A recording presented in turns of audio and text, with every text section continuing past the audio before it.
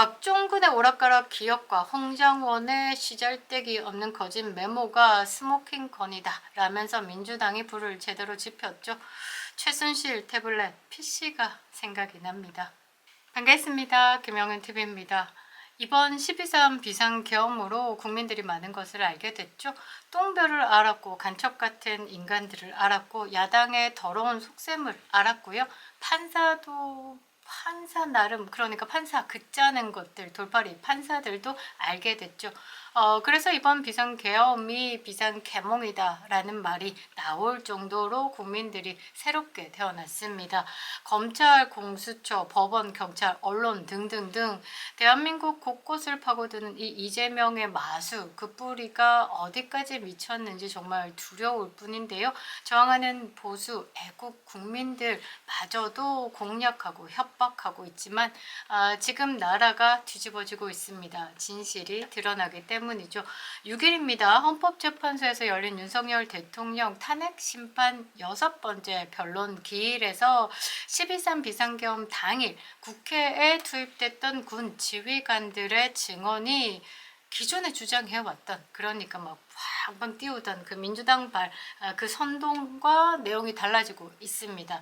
재판의 핵심 쟁점이 뭐냐면요. 계엄 당시에 윤석열 대통령이 국회의원을 끌어내려라 라는 이 지시, 이게 국회를 봉쇄해서 의원들의 정치를 막으라는 지시, 이게 핵심입니다. 그러니까 국회의 기능을 방해해서 국헌을 문란시키고 독재로 가는 길을 선택하기 위한 조치였다. 윤석열 대통령 탄핵 여부를 가를 중요한 부분인데요. 국회를 공격하는 국헌 문란의 목적에 폭동까지 달려오는 게 가장 큰 탄핵의 사유로 이제 저들이 몰아가고 있는 것. 그런데 이것을 뒷받침하는 증언들이 지금 흔들리고 있다라는 거죠. 흔들리는 눈빛과 흔들리는 증언, 그리고 더욱더 탄탄하게 그리고 당당하게 윤석열 대통령이 있었습니다. 그 시각 정리해 보도록 하겠습니다. 김영윤TV를 구독하지 않으신 분들은 구독과 알림 버튼 눌러주시고요. 끝까지 시청 부탁드리겠습니다. 큰 힘이 되고 있습니다. 내용이 의외로 깔끔하더라고요. 지금 화면에 띄워줄 두 사람을 이야기를 중점적으로 드릴 건데요. 어떻게 이 증언이 바뀌었는지, 그리고 우리가 마지막에 윤석열 대통령이 내리신 결론으로 봤을 때 라는 답을 낼 수 있는데요. 자, 그동안에 윤석열 대통령이 의원을 끌어내려라 라고 지시했다 라고 주장해온 곽종근 6차에서 증언이 바뀌었습니다.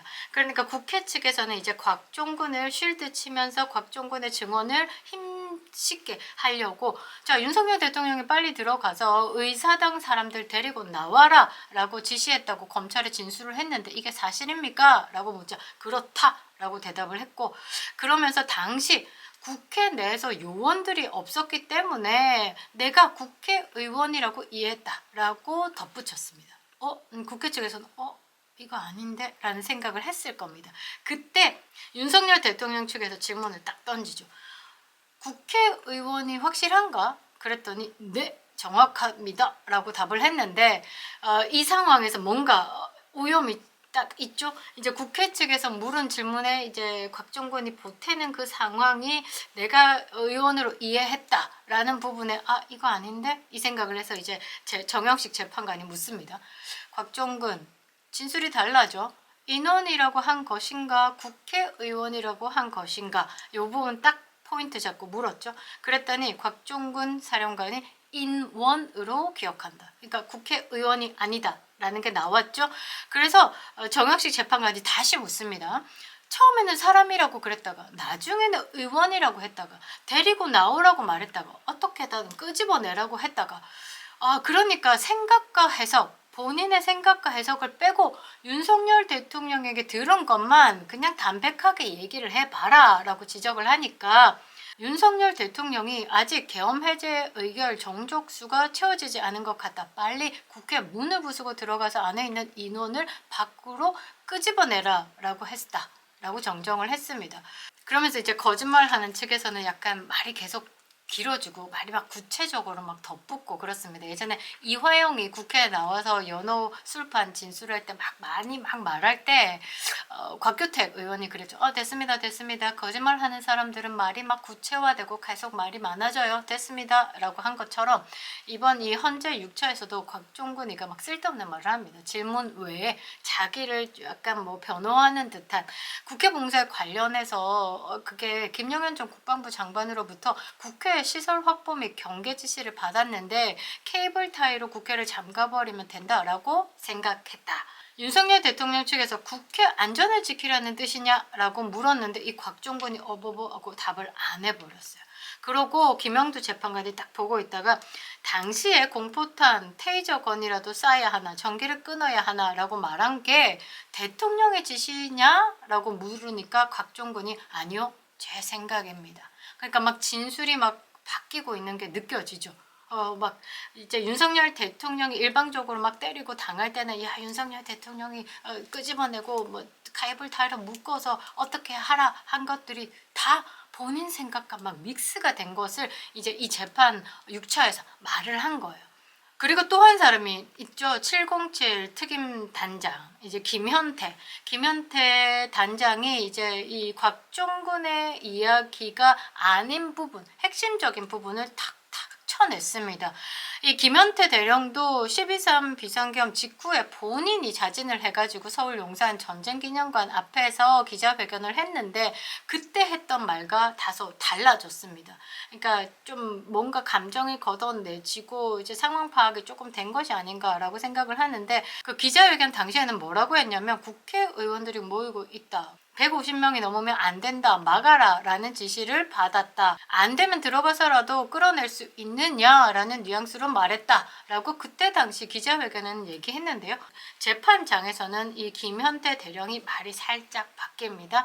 이 곽종근 사령관이 150명 넘으면 안 되는데 국회 내부로 들어갈 수 없겠느냐라는 사정의 말투. 그런 약간 비굴, 약간 이거 도와줘, 뭐 이런 말투로 말했길래 no, 안 됩니다 하고 전화를 바로 끊었다.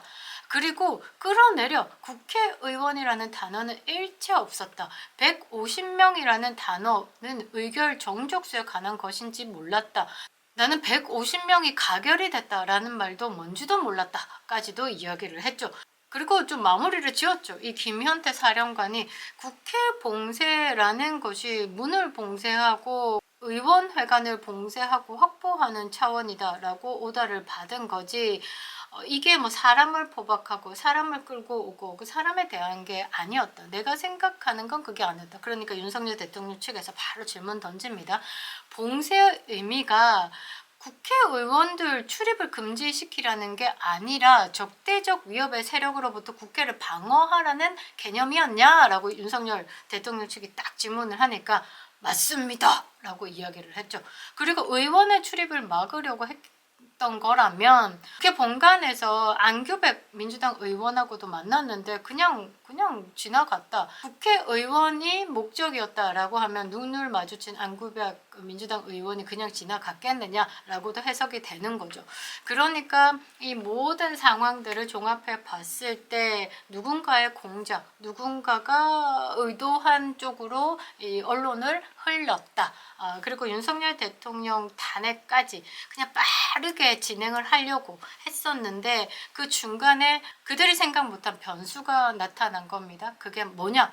국민들이죠. 국민 저항권이 발동됐기 때문에 지금 이만큼의 시간이 늘어지면서 각자 지금 자리를 찾아가면서 이제 거짓들이 드러나기 시작을 한 겁니다. 자, 마지막에 히트입니다. 마지막에 윤석열 대통령이 약 한 8분 정도 제가 이 부분을 딱 봤는데 처음과 끝이 계속 같을 것 같습니다. 대통령직에 계실 때와 지금 이 재판장에서의 윤석열 대통령 직무가 정지됐지만 여전히 대통령이다라는 생각이 들 수밖에 없더라고요. 당당합니다. 그리고 이 짧은 시간이지만 핵심을 잡아서 정리를 끝내버렸죠. 자, 격양된 목소리로 이야기합니다. 국회를 마비시키려는 의도가 전혀 없었다. 아니, 자기가 의원이라고 이해한 것이지 곽종근이 의원이라고 나는 단어를 쓴 적도 없다. 의원이면 의원이고 인원이면 인원이지 그런 말을 자체를 쓰지를 않았다. 그리고 다짜고짜 내가 사령관에게 전화를 해가지고 의결 정족수 안 되게 막아라, 끄집어내라, 이런 지시가 공직사회 상하 간에 가능한 것인가? 재판관님들, 이 상황을 그냥 차가운 머리로 판단을 해달라, 상식선에서 이 문제를 들여다 봐달라라고 이야기를 했습니다. 그러면서 마무리가, 이게 지금 히트인데요, 아마 움짤움짤 할 것 같습니다. 민주당의 의원 중에 한 사람이 그렇게 얘기했죠. 거짓은 죽음을 낳는다. 이게 이제 그냥 뭐 일반인들이 이야기를 하면 그 정도로 영원히 죽어가는구나라고 생각하겠지만, 민주당 의원 입장에서 이렇게 거짓이 사망을 낳는다니까 진짜 누구 하나 죽을 것 같은 생각이 들더라고요. 이재명 주변인들 많이 죽었잖아요. 그래서 좀 걱정이 되던데, 윤석열 대통령은 이 지금 공작의 판에 누가 이끌어 갔는지를 이제 파악을 하신 것 같습니다. 직접적으로 타겟에 대한 그 압박이 아니라 다른 잔챙이를 한번 딱 거론을 하면서 상황을 정리를 해버렸는데요.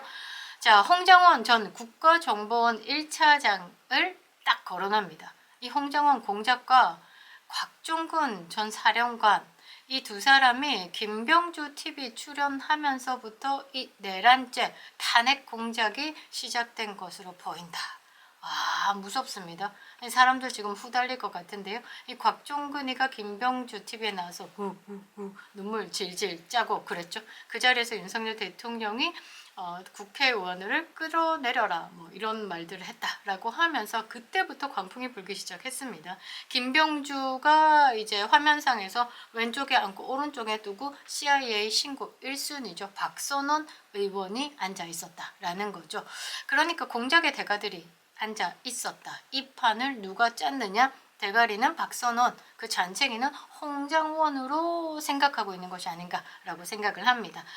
곽종근의 오락가락 기억과 홍장원의 시잘데기 없는 거짓 메모가 스모킹건이다 라면서 민주당이 불을 제대로 지폈죠. 최순실 태블릿 PC가 생각이 납니다. 그립다. 윤석열, 김영윤 TV였습니다.